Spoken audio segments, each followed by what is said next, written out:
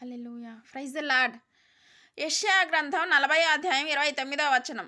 సొమ్మసిలిన వారికి బలమిచ్చేవాడు ఆయనే, శక్తిహీనులకు బలాభివృద్ధి కలుగజేయవాడు ఆయనే. దావీదు బాగా కృంగిపోయినప్పుడు అన్నాడు, నా ప్రాణమా యెహోవాను బట్టి ఆనందించు. నీ దేవుడు ఉన్నాడు, ఆయనను బట్టి ఆనందించు. శరీరాన్ని చేసిన దేవుడు నీ శరీరానికి స్వస్థత దయచేయునుగాక. నిర్గమాకాండం 15వ అధ్యాయం 26వ వచనం. నిన్ను స్వస్థపరచు యెహోవాను నేనే. ఇర్మియా గ్రంథం 30వ అధ్యాయం 17లో నీ గాయం నేను మాన్పెదను, స్వస్థపరుస్తాను. ఏలియా కూడా జీవితంలో విసిగిపోయారు. ఒక చెట్టు కింద కూర్చుని ఏడుస్తూ బాధపడుతుంటాడు.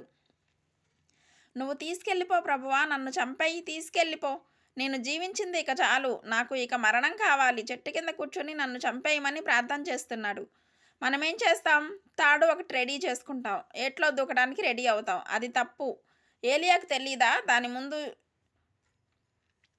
ఈ వాగు ప్రక్కనే కూర్చున్నాడు, పక్కన ఏరు ఉంది, దూకొచ్చుగా దూకట్లా. చెట్టు ఉంది, ఊరేసుకోవట్లా. ఎందుకని? అతనికి తెలుసు అలా చంపుకుంటే నరహత్య అవుతుంది. ఇతరులను చంపినా నిన్ను చంపుకున్నా నరహత్యే. కాబట్టి జీవితంలో టయర్డ్ అయ్యానని చనిపోవడానికి పరిగెత్తకండి, ఆత్మహత్య చేసుకోవడానికి పరిగెత్తకండి. అలసిపోయావా? కృంగిపోయావా?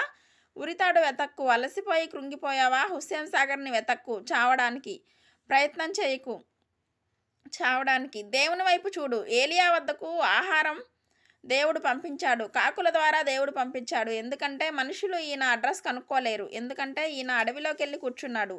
కాబట్టి దేవుడు ఉన్నాడు. కాకుల్లారా, పక్షుల్లారా, మీరెళ్ళి ఏలియా ఎక్కడున్నాడో వెతకండి. పక్షులు పైకి తిరుగుతుంటాయి కదా, గాలిలో వాటికి కనపడ్డాడట ఏలియా. చూశారు కదా, ఇప్పుడు వెళ్ళండి, ఫలానా ఇంటికి వెళ్ళండి, అక్కడ ఉన్న వాళ్ళకి ప్రేరేపించాడు. అమ్మ మీరు బయట పెట్టండి వేడివేడి రొట్టెలు. కాకుల్లారా, ఒకదాని తర్వాత ఒకటి తీసుకెళ్ళి నా దాసునికి పెట్టండి. ఒక్కొక్క కాకి ఒక్కొక్క వేడివేడి రొట్టెను పట్టుకోవడం, అవి గాలిలో ఎగురుకుంటూ వచ్చి ఏలియాకిచ్చాయి. ఒక అప్పము తిన్నాడు. ఈలోగా 10 కాకులు వచ్చేశాయి, ఒకదాని తర్వాత ఒకటి ముక్కలు పట్టుకొచ్చి ఇచ్చాయి. దేవుడు ఏలియాకు బలం ఇస్తే మీకు కూడా బలం ఇస్తాడు. కృంగిపోయిన ఏలియాను లేవనెత్తితే మిమ్మల్ని కూడా లేవనెత్తుతాడు. అలసిపోయాను, ఇక నాకు ఈ జీవితం వద్దు అనుకున్న ఏలియాకు గొప్ప జీవితాన్ని ఇచ్చి అద్భుతంగా వాడుకున్న దేవుడు మిమ్మల్ని కూడా గొప్పగా వాడుకోబోయే రోజు రాబోతుంది. హల్లెలూయా, హల్లెలూయా. యేసు నామంలో ఒకవేళ భార్య వలన భార్య భర్త వలన, పిల్లల వలన, తల్లిదండ్రుల వలన పిల్లలు విసిగిపోయి ఉంటే, ఉద్యోగంలో, వ్యాపారంలో దుష్టుల వలన, మూర్ఖుల వలన, మోసగాళ్ళ వలన, లేదంటే మీపై అధికారుల వలన వారు మిమ్మల్ని విసిగిస్తున్నారేమో, మీ మీద నేరం మోపుతున్నారేమో. మీరు చేసిన మంచిని గుర్తించకుండా ఎప్పుడూ మీరు చేసిన తప్పిదాలే మీకు గుర్తు చేస్తున్నారా? బాధపడద్దు, ప్రభు వైపు చూడండి. నన్ను లేవనెత్తునైనా, నాకు శక్తిని ఇవ్వండి.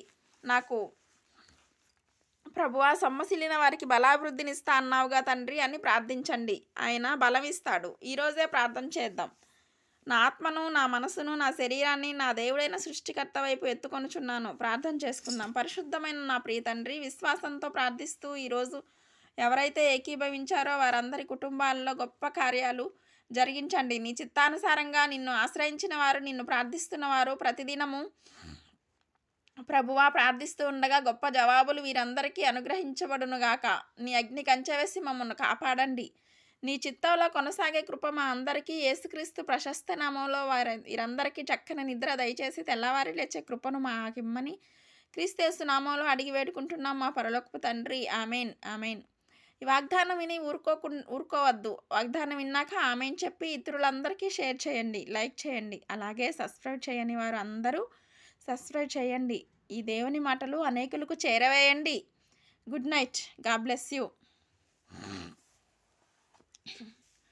గొల్లలందరూ పూజింపవచ్చిన మంచి కాపరి, దూతలందరూ స్తుతించవచ్చిన గొప్ప గొప్ప దేవుడు.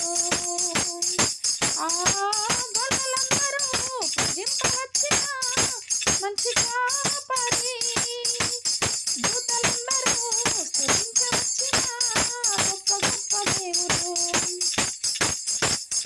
నీకు నాకు నమ్మదగిన దేవుడు, తప్పు వెంచక ప్రేమ పంచునాడు. నీకు నాకు నమ్మదగిన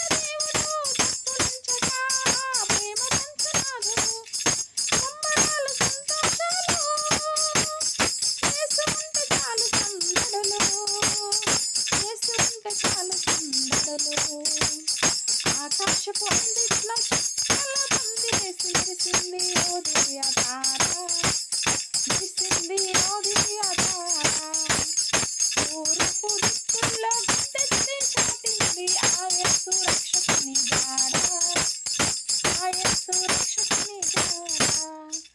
హల్లెలూయా. Praise the lord.